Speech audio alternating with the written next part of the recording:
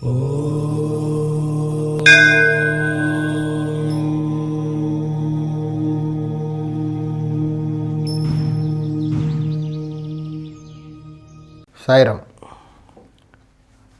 అంతకుముందు కూడా ఒక వీడియో చేయడం జరిగింది.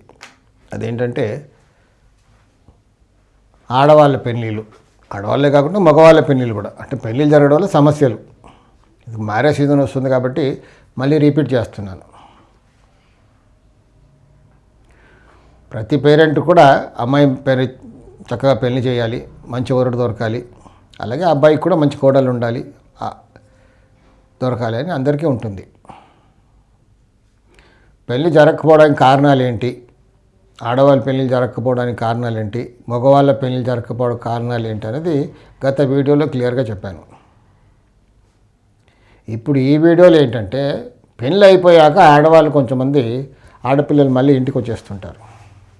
ఏదో కారణం చేత, మిస్అండర్స్టాండింగ్స్ అనండి, ఏమైనా అనండి, కారణం ఏదైనా ఉండనివ్వండి, చిన్న చిన్న కారణాలే ఉంటాయి, కానీ గోరంత కొండంతగా చేసేసి పేరెంట్స్ ఇంటికి వచ్చేస్తుంటారు. కష్టపడి సంబంధాలు చూసి చదివించి సంబంధాలు చూసి పెళ్లి చేశాక ఇలాంటివి జరిగితే ఎంత ఘోరంగా ఉంటుంది, పేరెంట్స్కి ఎంత బాధపడతారు వాళ్ళు. దీనికి కారణం ఏంటి అంటే మగవాళ్ళైనా ఆవిడ వెళ్ళిపోతుంది ఇంటికి, లేకపోతే కొంతమంది మగవాళ్ళు చాలా కటువుగా కూడా ఉంటారు. బిహేవియర్ యాటిట్యూడ్ కొంచెం చాలా మోటుగా ఉంటుంది. చూడ్డానికి మామూలుగా కనబడతారు, కానీ మాటలు సూటిపోటు మాటలు అంటూ ఉంటారు. సో దాంతో ఏదో గొడవ వచ్చి ఆవిడ వెళ్ళిపోతుంది. సో మొత్తాన్ని డిస్టర్బ్ అయిపోతుంది. కష్టపడి మ్యారేజ్ చేశాక అబ్బాయిది అమ్మాయి చేశాక ఇలా జరిగితే ఘోరమే కదా, ఎంత బాధ ఉంటుంది పేరెంట్స్కి. సో దీనికి కారణం పెళ్ళి అవ్వకముందు ఆల్టరేషన్ చేసి కష్టపడి పెళ్ళి ఎలాగా ఇంట్లో ఆల్టరేషన్ చేసి పెళ్ళి చేశాక, కొంతమంది ఏమో అది చూసుకోకుంటేనే ఊరికే పెళ్ళి అయిపోతుంది కూడా, కొందరిది అయిపోయాక మళ్ళీ ఇంటికి వచ్చేస్తుంటారు. దీనికి కారణం వాస్తుపరంగా ఒక మంచి కారణం అంటూ ఉంది వాస్తులో. ఆడవాళ్ళు మ్యారేజ్ అయిన తర్వాత ఇంటికి వచ్చేయడం అంటే ఇమ్మీడియట్గా కాకపోయినా కొన్నాళ్ళకి, చాలా కేసెస్ ఉన్నాయి అలా 2-3 ఇయర్స్ తర్వాత కూడా కొంతమంది వచ్చేస్తుంటారు. ఒక సంతానం కలిగిన తర్వాత కూడా రిటర్న్ వచ్చేస్తుంటారు. 4-5 ఇయర్స్ తర్వాత కూడా వచ్చిన వాళ్ళు నేను చాలామందిని చూశాను.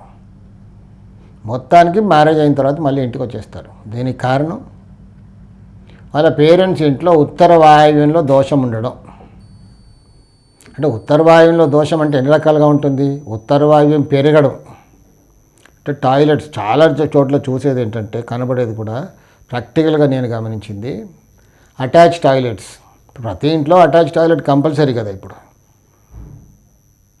కాబట్టి నైరుతి బెడ్రూమ్లో ఒక టాయిలెట్ ఎక్కడ కడతారు, కడితే ఆగ్నేయంలో, తూర్పు ఆగ్నేయంలో, లేకపోతే ఉత్తర వాయువ్యంలో. కొన్ని బెడ్రూమ్స్లో ఏం చేస్తుంటారంటే 2 బెడ్రూమ్ పోర్షన్ తీసుకుందాం ఉదాహరణకి.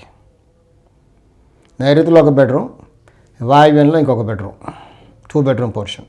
ఆగ్నేయంలో కిచెన్, మధ్యలో హాలు, డ్రాయింగ్ రూమ్ అంతా. తూర్పు ఫేసింగ్ హౌస్, తూర్పు ఈశాన్యంలో ద్వారం, అలాగే ఉత్తరంలో ద్వారం. ఇంటి చుట్టూ ఖాళీ స్థలాలు కూడా అన్నీ చక్కగా ఉన్నాయి. గేట్ తూర్పు ఈశాన్యంలో. సరే, ఇల్లంతా బాగా వాస్తుపరంగా ఉందనుకుంటాం, కానీ టాయిలెట్ దగ్గర వచ్చింది సమస్య అంతా కూడా. నైరుతి బెడ్రూమ్కి ఉత్తర వాయువ్యంలో టాయిలెట్ అంటే మధ్యలో 2 బెడ్రూమ్కి మధ్యలో, చిల్డ్రన్ బెడ్రూమ్కి వాయువ్యం బెడ్రూమ్కి దక్షిణ ఆగ్నేయంలో టాయిలెట్, ఆ వాయువ్యం బెడ్రూమ్కి. నైరుతి బెడ్రూమ్కి ఉత్తర వాయువ్యంలో టాయిలెట్ అంటే ఆ మధ్యలో ఉన్న ఉత్తర భాగాన్ని అలా డివైడ్ చేసేసి నైరుతి బెడ్రూమ్కి ఉత్తర వాయువ్యంలో, చిల్డ్రన్ బెడ్రూమ్కి దక్షిణ ఆగ్నేయంలో. అంటే దక్షిణాగ్నేయంలో చిల్డ్రన్ బెడ్రూమ్కి ఉన్న దక్షిణాగ్నేయంలో ఉన్న టాయిలెట్ వెంటిలేషను నైరుతి బెడ్రూమ్కి ఉత్తర వాయువ్యంలో ఉన్న టాయిలెట్ నుంచే వెంటిలేషన్ వెళ్తుంది. దాంతో అక్కడ ఉత్తర వాయువ్యం దోషం ఏర్పడుతుంది నైరుతి బెడ్రూమ్కి. చిల్డ్రన్ బెడ్రూమ్కి ఏమో దక్షిణ ఆగ్నేయం కప్పేసిన దోషం ఉంటుంది.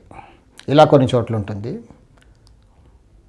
కొన్ని చోట్ల ఉత్తర వాయువ్యంలో అట్లా పెంచినట్టుగా బయటికి పెరిగినట్టుగా కడతారు. అంటే విదిన్ ది రూమ్ కాకుండా కొంచెం బయటికి.